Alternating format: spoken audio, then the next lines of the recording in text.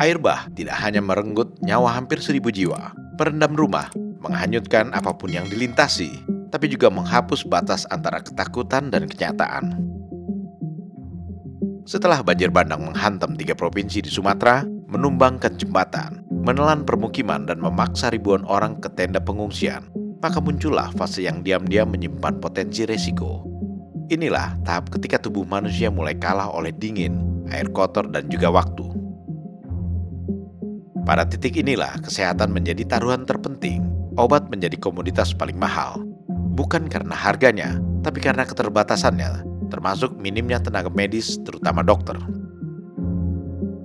Obat batuk dan diare, yang biasanya mungkin hanya pelengkap di lemari rumah, tiba-tiba jadi kebutuhan paling mendesak. Luka kecil bisa berubah menjadi infeksi, batuk ringan menjadi sesak, dan kulit yang terus terpapar air kotor mulai mengelupas dan bernanah. Di pengungsian akibat bencana, pola penyakit memang selalu berulang. Diare karena air tak bersih, infeksi saluran pernapasan atas atau ISPA akibat udara lembab dan padatnya pengungsi. Luka terbuka, penyakit kulit, atau tekanan darah tidak stabil pada lansia yang kehabisan obat rutin. Lalu kemana negara? Pertanyaan itu meruyak di jagat maya, disuarakan oleh mereka yang melihat segalanya dari kacamata minus.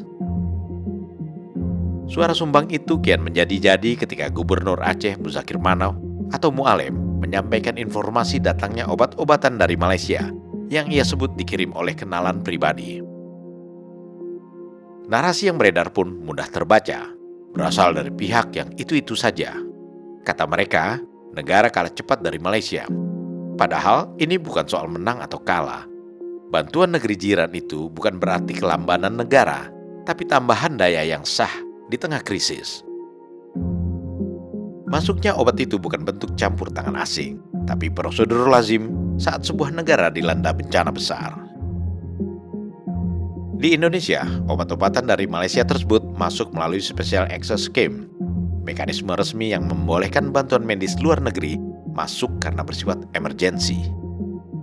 Begini, untuk obat yang ada di daerah bencana tapi dibutuhkan, kami akan mengeluarkan namanya Special Access Scheme atau skema akses spesial.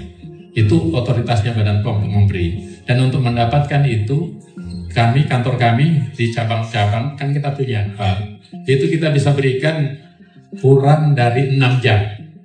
Jadi pada saat obat itu datang, kita lihat resminya, kurang dari 6 jam. Pada umumnya rata-rata 2 jam kita langsung approval, jadi itu tidak ada masalah. Ironisnya, yang paling ramai berteriak negara kemana justru datang dari mereka yang tak pernah terlihat di posko, tapi selalu hadir di kolom komentar medsos. Repot memang, ketika negara berupaya cepat memperbaiki keadaan, ada-ada saja hal yang dijadikan celah untuk mendistorsi informasi. Krisis kesehatan ini pun disebut sebagai kegagalan negara karena tidak ditetapkannya status bencana nasional.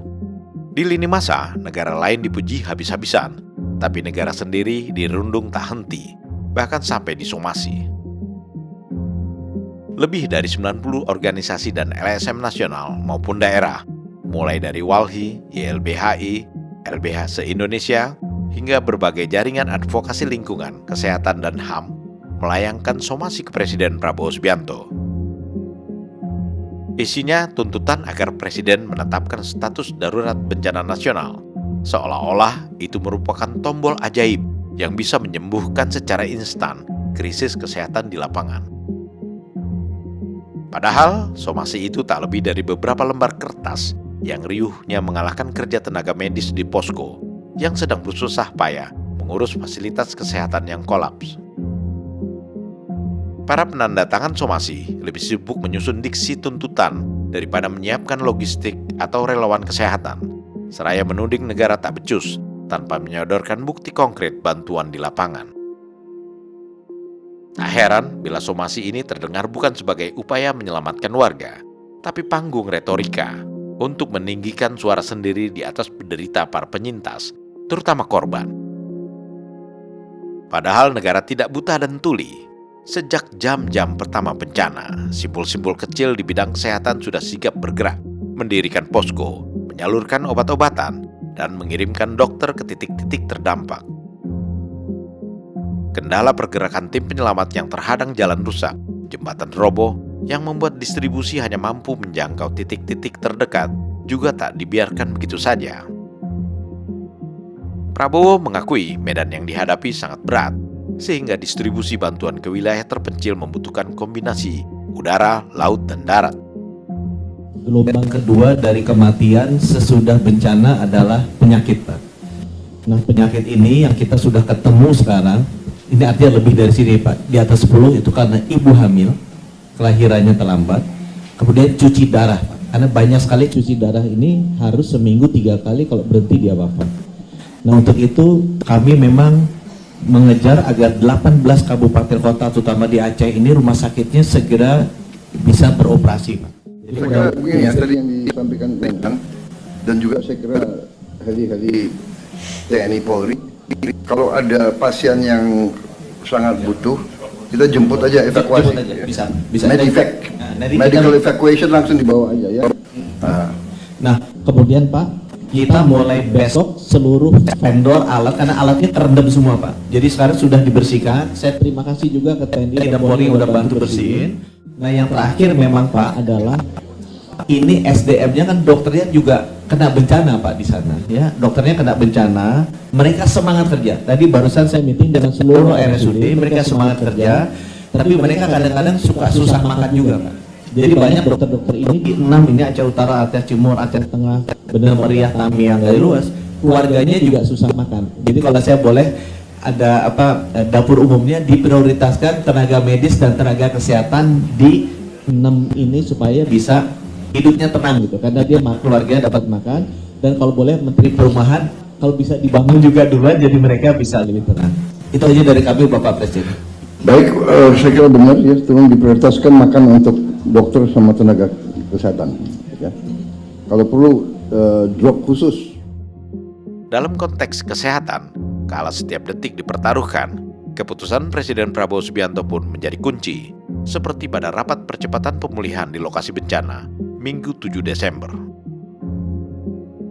Dalam pernyataannya saat rapat berikutnya di lokasi bencana, ia menegaskan perlunya percepatan pengerahan tenaga medis tambahan, termasuk dokter internship atau muda. Yang kita perhatikan ya, desa-desa yang masih terisolasi ya. Ini yang harus kita pikirkan. Baik, Menteri Kesehatan ada tambahan? Jadi memang Pak Presiden, di Aceh itu dari 309 puskesmas, penyakit-penyakit yang Pak Mehan sampaikan itu yang paling sering. Ya. Kita kekurangan dokter karena dokter di sana jadi korban juga, Pak. Ya. Jadi saya akan minta tolong juga Pak Mehan kalau boleh. Saya butuh sekitar 300 dokter 3 bulan ke depan untuk ngisi sampai nggak jadi. Nah, saya akan kasih sebagian, tapi kalau boleh TNI Polri kan lebih gampang mobilisasinya, Pak. Kalau boleh saya pinjam dulu 3 bulan, nanti uangnya kita carikan dari saya supaya bisa di-drop ke puskesmas daerah terpencil tadi, melayani masyarakat dan pengungsian. Sekarang saya tanya, kalau koas boleh nggak diterjunkan? Sudah boleh? Yang internship Harus ada dokter pendamping. tapi emang harus ada dokter pendamping. Saya sebenarnya lebih, kalau diizinkan pinjam tadi 300 kita deploy. Saya dengan Pak Men 300 dokter kita deploy 3 bulan aja. Tercari puskesmas karena kita di Papua juga panas. Tapi kalau koas internship lebih tinggi dari kuas. ya, internship sudah bisa Bisa. ya, dia praktis kan sudah.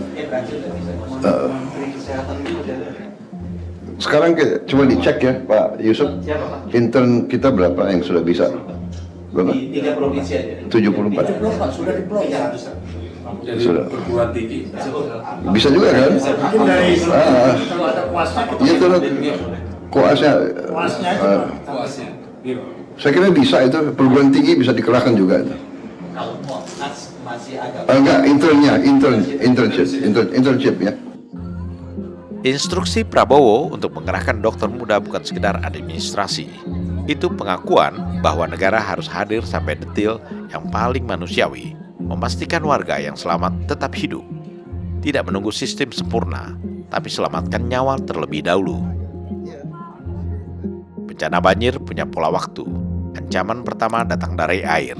Ancaman kedua datang setelah air surut.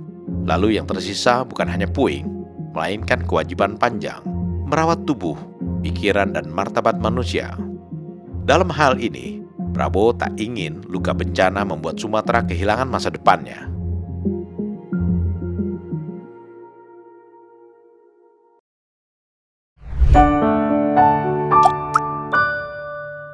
Men of our time.